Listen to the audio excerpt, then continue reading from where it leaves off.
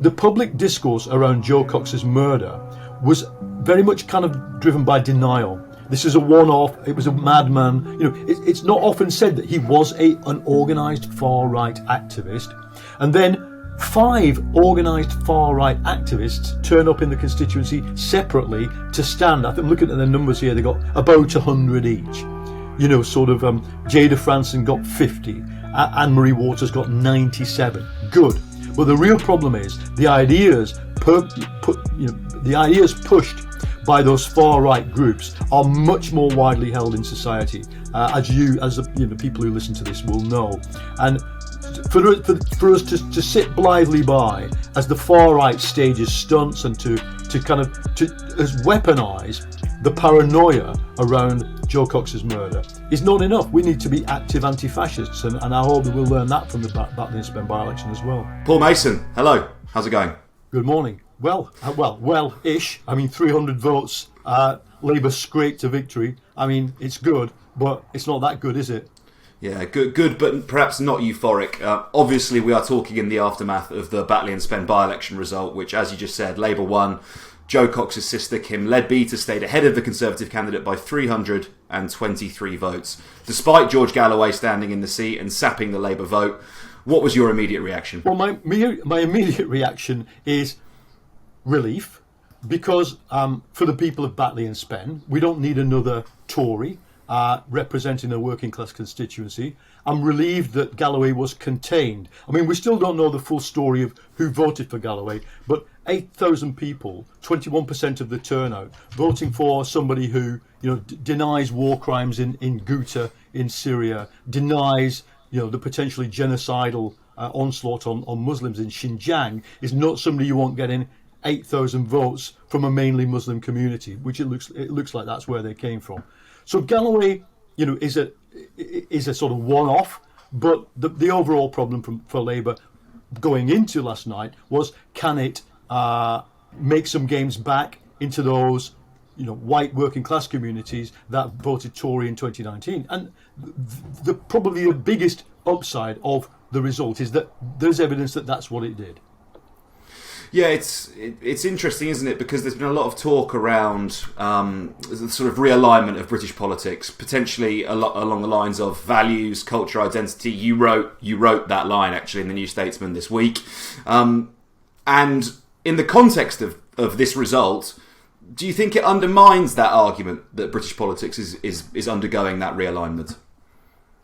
No, I certainly don't, because look, culture, values and identity were strongly on show in the Batley and Spen by-election. I think the Muslim community, which of course is always, like all communities, stratified into class, into gender, into sexuality, but as a community they were clearly angered by Labour's weak position on the attack on Gaza and on the transgressions of the Israeli security forces inside the Al-Aqsa Mosque. Those two issues have played big time for that community. Also, Labour's rollback of its original position on Kashmir played badly with them. I understand why. I think they're in many ways justified. So you had that.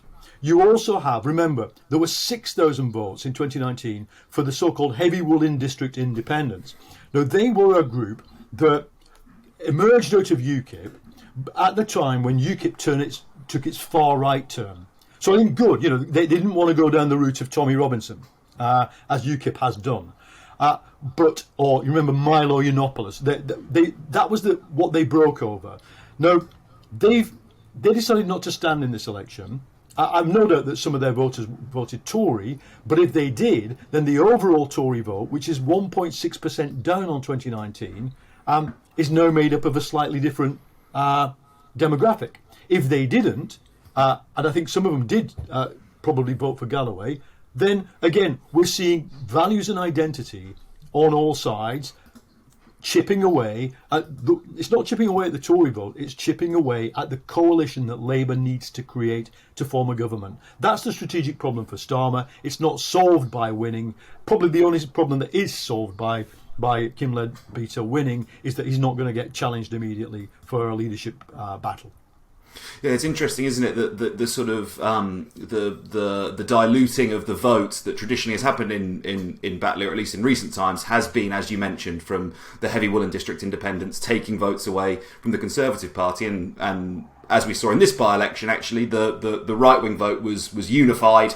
And it was the Labour vote that, well, I suppose obviously you can make the argument that Galloway probably took some votes from the Conservatives as well, but it was Labour that most people were suggesting Galloway was taking votes away from, and they still managed to hold on to that majority. Admittedly, it has decreased from about 3,500 down to 323. So, is there a degree of caution, do you think, for sort of perhaps over celebrating or marking this result?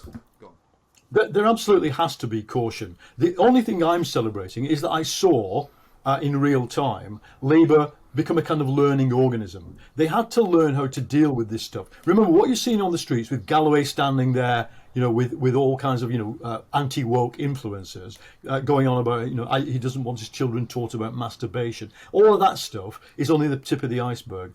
In all political campaigns, in Trump's campaign in the United States, in the Indian general election, where Modi wins, you've got WhatsApp. WhatsApp is the great weapon of the right, and Galloway was using WhatsApp. Let's put it another way. Galloway's supporters on WhatsApp were coming out with very strong stuff. Now, Labour had to work out, well, what do we do with this? You're not used to dealing with this kind of stuff. And what they did is that they constructed their own WhatsApp networks of their own supporters inside the community, and they put into that material that was presumably designed to counter some of the disinformation. I think that plus learning to deal sensitively with the cultural issues that are thrown up by something like this. I mean, when you're hearing it repeated back to you on the doorstep that Jo Cox was probably killed by the British elite because she supported Palestine, I mean, this kind of weird conspiracy theory, your immediate reaction is, is four-letter expletives. But Labour learned to sort of listen to that and say, like we have to do with the Trump supporting, far-right types in America, is kind of play back to them reality. And I'm very impressed with what Labour was doing there. I mean, the outcome is meagre, 323 majority, but it's not nothing. And I would be highly delighted if I saw Labour as a party begin to learn that it's no longer in the business of simply stacking up and counting votes. They have to be having deep, persuasive conversations. And what I saw was the beginnings of that. And I think that's what my fellow, I'm an active Labour member, my fellow Labour activists, I think can take away from that is that we need to roll out some of the wider lessons of Batley and Spen to the party pronto. Yeah, it's worrying, isn't it? The impact that these closed network, walled garden, social media apps are having, not just on, I guess, our politics, but the broader fabric of society. WhatsApp, Telegram, they are routes via which misinformation can be distributed. I've been working on a story recently where I joined Tommy Robinson's Telegram channel, and some of the information being propagated in there is, if it was out in the broader realm, wouldn't stand up even the most basic level of scrutiny. But in these closed systems, it can be propagated and dispersed to quite large numbers of people. Yeah, I mean, look, what we need to understand is that those networked systems, they're not just walled gardens, they're secret gardens in the sense that what is said in them it suddenly erupts into reality. We saw it in the Brazilian, the rise of Bolsonaro in Brazil. So teachers who've been teaching biology for decades suddenly had kids in their class saying, I've had enough of this Marxist rubbish about Darwin. Suddenly you think, well, where does that come from? It comes from WhatsApp, it comes from YouTube, which the teacher isn't watching. Now, the political class in Britain, Labour and Tory included, are having to actually now live through the emergence of this. So, it's true. I mean, you yourselves reported a highly controversial and confused situation a week ago last Friday. But it is true that over the weekend that followed that, there was clear intimidation on the streets by people who purported to be supporting Galloway. I have no doubt that something on the network was encouraging them to do that. It doesn't just happen because people suddenly, their behaviour doesn't just change. So I think Labour dealt with that really well and responsibly. And let's think about what the outcomes are going forward. We are now in a situation where there's not going to be a leadership challenge inside Labour. So all the people like me who are frustrated with Starmer, I don't think Starmer's done what he originally said he was going to do. We need to think of ways that we can constructively help this party form the kind of electoral coalition that can replace the Tory government. Otherwise, a kind of nice conversation over a beautifully sort of trendy alternative media in a one-party state forever, and I don't want to do that. Yeah, fair enough. You mentioned there kind of the ugliness of this campaign, and after we were in Batley, then reports a Labour activist being pelted with eggs. An 18-year-old man has been arrested after an activist was kicked. It was an ugly campaign, and I expect there'll be some emotional scenes in Parliament on Monday. There is, of course, a plaque to Joe Cox in the House of Commons, and I would expect, Kim Ledbeater heads to sit on the bench there. Let's not forget, Cox was murdered by a far-right extremist, and several far-right candidates stood in this by-election. You can't come to any other conclusion than that this has been an ugly campaign. One of the lessons of it is that it's like a sort of Aikido strategy. It's as opposed to a Taekwondo strategy. The best way to deal with that is to sort of use its energy and let it kind of flow past you. I think that I can't wait to see Kim in Parliament. There's been a lot of dissing of Kim Ledbeater because she's not a professional politician, wasn't a party member until weeks before the election, couldn't really answer the kind of questions on policy that people want to ask her.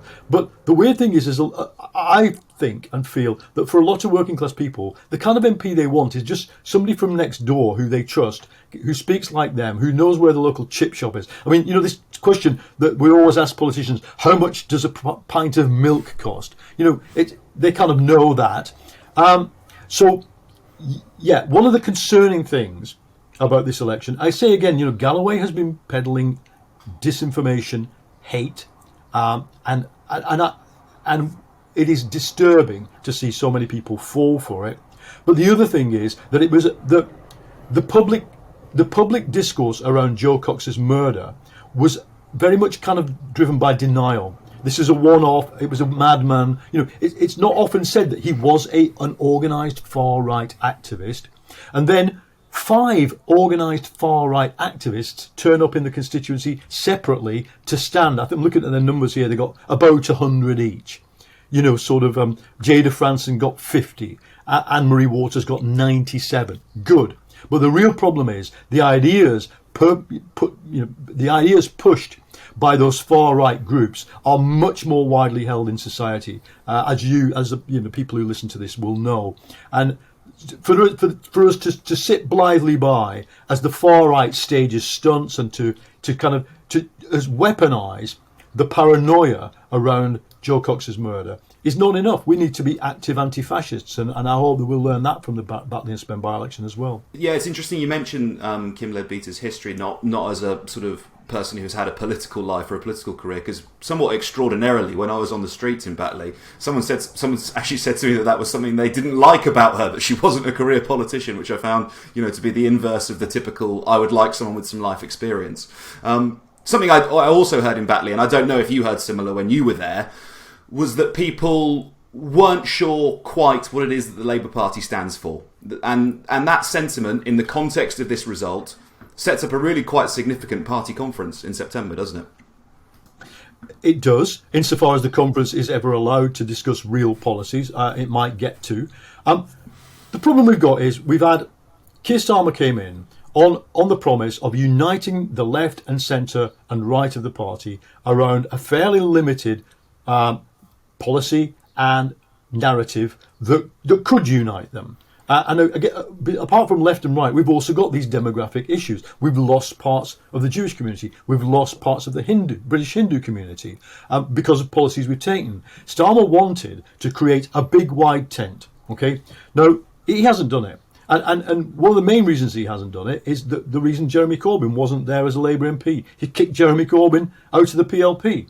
Now, we've got to level with each other in the Labour Party. This is a vehicle. It's a vehicle for winning elections. It has to represent on the lowest common denominator, if necessary, all parts of the coalition that want a socially just progressive government. It's not doing that at the moment. I think it learned organisationally and strategically. I've spoken about it in some of my articles, how impressed I was with Shabana Mahmood, who's the Labour's new national campaigns director. She and the local MP who ran the campaign, which was Holly Lynch, who's a Halifax MP, really professional. So that we're learning there. But Labour and the wider movement around us, the Labour movement, the progressive people, hopefully watching this, has to learn the art of constructing a narrative, an alliance, and a policy offer. And we need to learn it fast, because there isn't one at the moment. Paul Mason, thank you as ever for giving us your time and providing your insights. I really, really appreciate it. Thank you. Thank you, Oli.